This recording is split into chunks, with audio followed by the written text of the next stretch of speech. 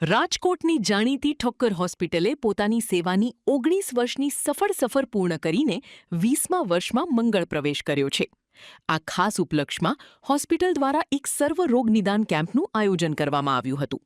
Camp દરમિયાન તાવ, diabetes, blood pressure અને હૃદયરોગને લગતી પ્રાથમિક તપાસ માટે 150થી વધુ દર્દીઓએ લાભ લીધો હતો.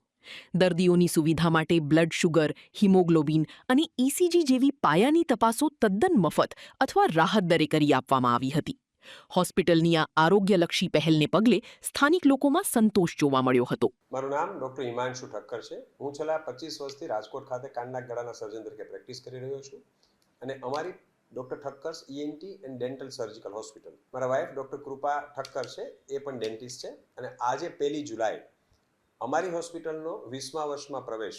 19 વર્ષથી છેલ્લા સતત અમે લોકો 1 જુલાઈના દિવસે, આજે ડૉક્ટર્સ ડે પણ છે અને અમારી હોસ્પિટલનો સ્થાપના દિવસ પણ છે, એટલે 1 જુલાઈએ અમે છેલ્લા 19 વર્ષથી રાહત દરે કાનના ગળાના દર્દીઓ અને દાંતના દર્દીઓ માટે કેમ્પ કરી રહ્યા છે, જેની અંદર જરૂરિયાતમંદ દર્દીઓને કાનના ગળાના રોગોની તપાસ, વ્યસન મુક્તિ વિશે સમજણ, દાંતના રોગો વિશે તપાસ, દાંતની સારવાર, આ બધું રાહત દરે. કાનની અંદર જે બહેરાશ આવતી હોય, ઓડિયોમેટ્રી ટેસ્ટ, કાનના મશીનો, આ સર્વે સારવાર બધી રાહત દરે અમે કરી આપીએ છીએ અને જે જરૂરિયાતમંદ દર્દીઓ છે એને રાહત દરે ઓપરેશન પણ કરી આપવામાં આવે છે.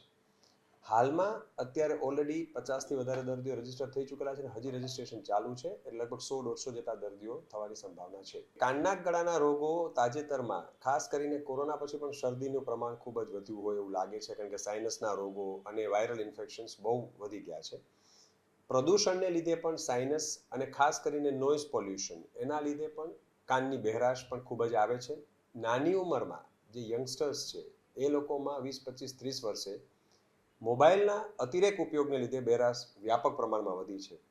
અને ખાસ હું આપને કહું તો વ્યસન, જે સૌરાષ્ટ્રમાં ખૂબ જ પ્રિવિલેજ છે વ્યસનનું પ્રમાણ, એટલે જે પાન, માવા, ફાકી, ગુટકા, એના લીધે જે યુથ અને યંગસ્ટર્સ છે, નાની ઉંમરમાં મોં ગળાના કેન્સર્સ જોવામાં આવે છે, જે ખૂબ જ દુઃખની વાત છે. એટલે આપણે ખાસ કરીને અવેરનેસ ક્રિએટ કરવાની જરૂર છે કે વ્યસનની જે સાઇડ ઇફેક્ટ્સ છે. અમે લોકો અમારા કેમ્પમાં અવારનવાર અમારા ઇન્ટરવ્યૂઝમાં આ વસ્તુને ખૂબ જ ભારપૂર્વક કહેતા હોઈએ છીએ કે વ્યસન મુક્ત સમાજ રચવાની જરૂર છે. અને મિથ્સ એન્ડ ફેક્ટ્સ, આપ જાણો તો ઓવર ધ કાઉન્ટર મેડિકેશન્સ પણ બહુ વધી ગયું છે. સરકારે પણ હવે તો ના પાડી છે કે કોઈ તમે ડાયરેક્ટ કોઈ મેડિકલ સ્ટોરમાં જઈને કોઈ પણ દવાઓ રેન્ડમલી ના લો, કારણ કે એની સાઇડ ઇફેક્ટ થતી હોય. એટલે ડૉક્ટરના પ્રિસ્ક્રિપ્શન ઉપર જ દવા લેવી જોઈએ. જ્યારે કોઈ પણ રોગ જણાય તો જે કોઈ નિષ્ણાત ડૉક્ટર હોય એની સલાહ લેવી જોઈએ અને પછી સારવાર કરવી જોઈએ. ખાસ કરીને મોબાઈલનો, જે મેં આપને વાત કરી કે અતિરેક ઉપયોગ ટાળવો જોઈએ, કારણ કે એના લીધે જે બહેરાશ આવી રહી છે એ આપણે અટકાવી શકીએ એમ છીએ. લાઉડ સાઉન્ડ છે, મ્યુઝિક છે, ટ્રાફિકનો ઘોંઘાટ છે, આ બધી વસ્તુઓ આપણે અટકાવી શકીએ એમ છીએ. તો જે પ્રિવેન્ટેબલ કોઝ ઓફ ડેફનેસ છે એની ખાસ કાળજી લેવી જોઈએ. ખાસ આજના દિવસે, એટલે 1 જુલાઈ ડૉક્ટર્સ ડેના દિવસે દર્દીઓને વ્યસનમુક્ત જિંદગી જીવવા માટે અમે અપીલ કરીએ છીએ. સ્વસ્થ રહેવું જોઈએ, રેગ્યુલર એક્સરસાઇઝ કરવી જોઈએ, ખાસ કરીને મેડિટેશન્સ કરવું જોઈએ, જેને લીધે થોડું મેન્ટલ પીસ પણ રહે અને ફોકસ થાય, કોન્સન્ટ્રેશન કામમાં કરી શકે. અને અગેઇન મોબાઈલનો અતિરેક ઉપયોગ ટાળવો જોઈએ. Thank you.